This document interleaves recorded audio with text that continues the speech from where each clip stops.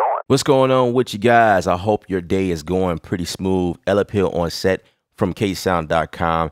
I am very excited to do this comparison. You know, Studio One 3.5 just dropped a new compressor, and it's the emulation of the 1176. They call it FET compressor. So I have a drum channel here that I want to create for you guys, and we're going to kind of do the comparisons based on these drums. I feel like what better way to test this compressor, 1176 compressor, than testing them on some drums.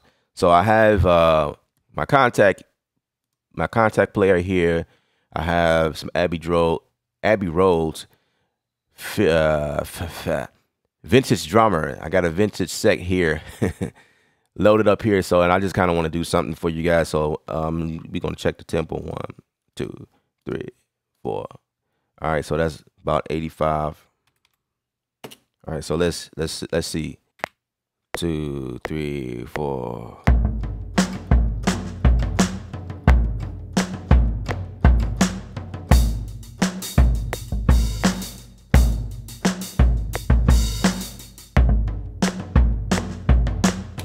All right, so let's quantize that.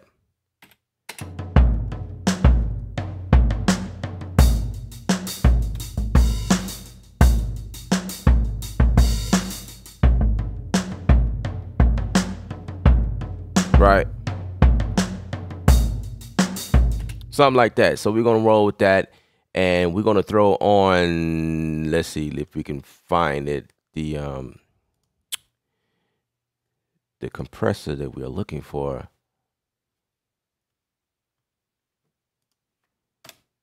Okay. All right. The FET channel. Let's add the FET channel on. This is the new look, the new design of the FET channel XT, that is. And just to take a dive into what it looks like, this is your 2A. You got your 76 right here. And of course, you have a couple of EQs here that they added to the family, which is your pull tech here, and then you got your Neve right here. All right. So in this video, we're going to take a dive into the FET for the sake of it. All right. Let's that EQ is not on, by the way. You have to actually turn it on. So we're going to turn the FET EQ, but we're going to bypass it for the time being because we're going to go ahead and grab the other ones. All right, so something I'll always use is the 1176 from Waves, and we're going to go ahead and grab the stereo version here. We're going to go ahead and pin this. Let's go back here and pin that as well, just so we can get them all here on the screen. All right, so these are the two compressors. You can kind of see the similarity within each other already, right? We're going to go ahead and bypass that. Another one I like to use is 76 by Native Instruments. So we're going to pull that in right here. All right, so we're going to go ahead and bypass that. And then the very last one, if you guys, some of you guys are Slate Digital fans, I am as well. We're going to go to the virtual rack here, and this is basically what this is. So we're going to go to the FG116, and we're going to pull this in. All right, so let's get to testing. We're going to bypass that. Let's go. So first up,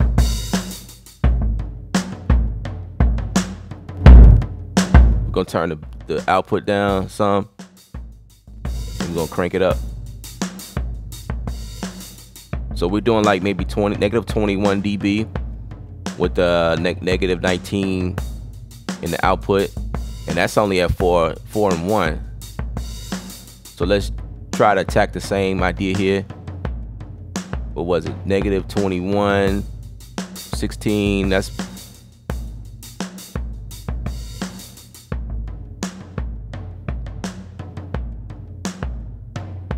about right. And if we're gonna go for a negative 19 something, 19, cool, that works. Same for here. It's already at 4. So the input is at, again, 21. What was it? Yeah, 21.6. Trying to get as close as possible. It's not going to be accurate because they obviously have different, you know what I'm saying, different ways of. They all the same, but it's a little different, you know. The output is about 19 or so. All right, so our attack time,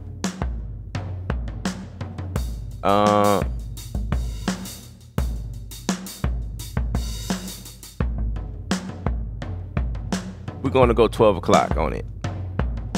All right, let's just see what that is. Just, you know, start off something simple.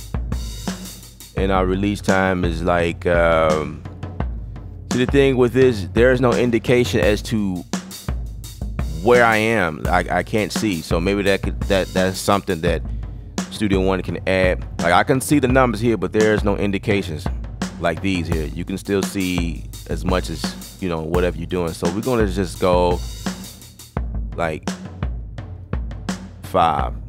Let's go 5. Right? Just to start off with. All right, so let's bypass that and let's see what the waves sound like. And you know what?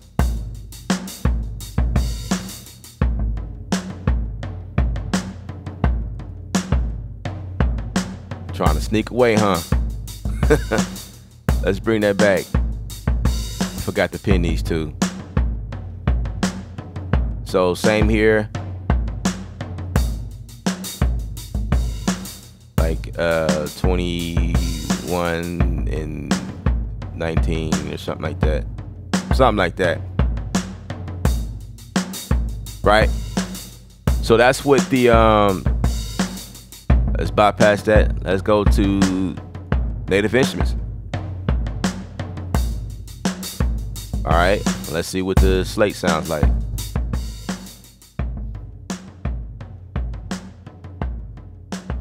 So there's definitely more crushing going on here in the Slate world.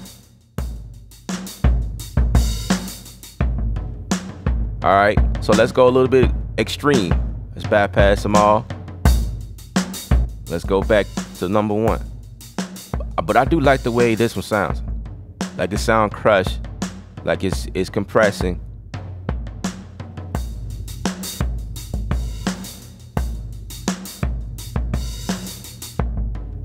Let's do something like that. By the way, let's go in. All right, that's what that sound like.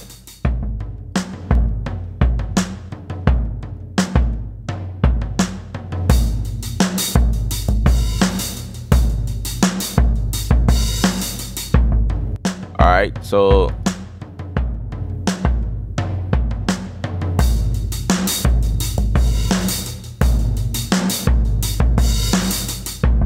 all right, let's do the same for the Slate.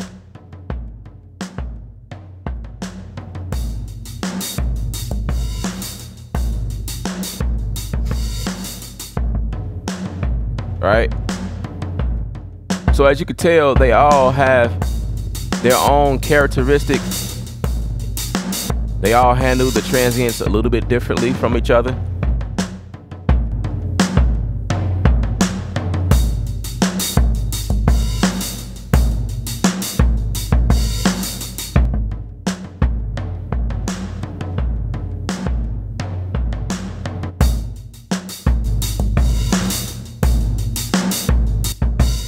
All right, so let's go extreme.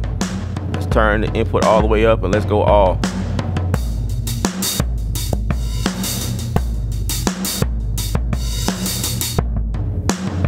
All right, let's see what this one sounds like. The waves.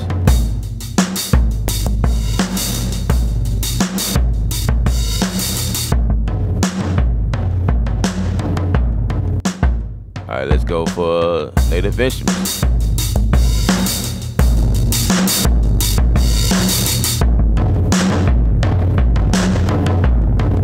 So immediately you hear the difference.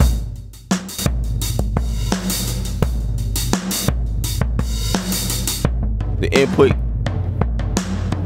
it's all the way up. It's at 0. Right?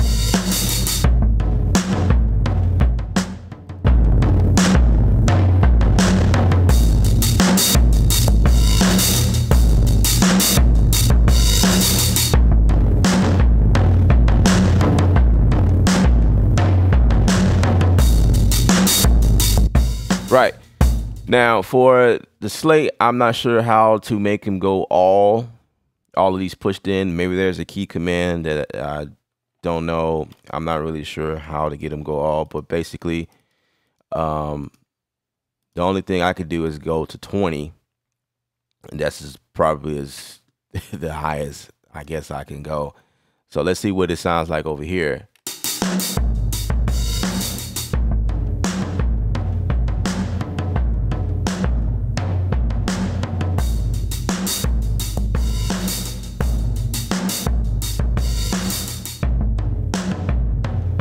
Right?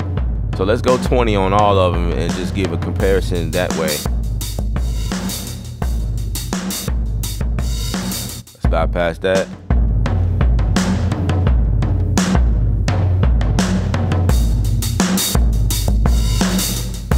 Right?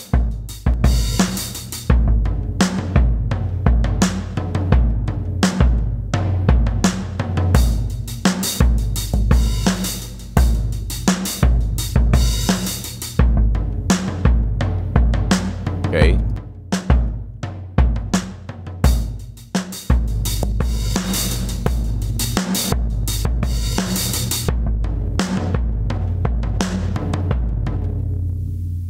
All right. So for my thoughts about this all, I think they all sound great. They all are the same.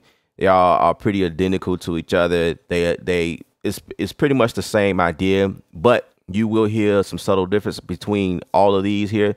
So I think it sort of really doesn't matter which one you have, especially if you're a music producer.